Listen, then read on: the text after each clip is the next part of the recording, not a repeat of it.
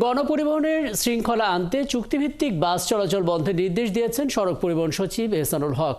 এ সময় রাস্তায় ফিটনেসবিহীন কোনো গাড়ি চলতে দেওয়া হবে না।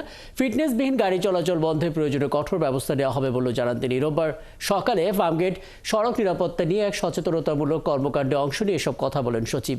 তিনি জানান, ফিটনেসবিহীন গাড়ি সড়কে চললেই সেসব যানবাহন ডাম্পিং করা হবে। এ সময় নিয়োগপত্র না পেলে প্রয়োজনীয় আন্দোলনে যাবার কথা জানিয়েছে শ্রমিক ফেডারেশন। তবে নিয়োগপত্র দিতে আপত্তি নেই জানিয়ে মালিক সমিতি বেশ কিছু বিধি সংশোধনের দাবি জানিয়েছে।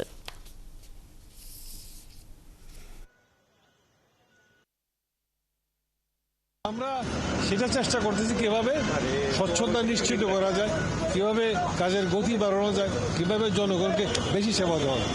এবং আর সবচেয়ে বড় হলো, জনগণ যদি সচেতন না হয়, পথচারী সচেতন না হলে দুর্ঘটনা বাড়বেই, কেউ আটকাতে পারবে না।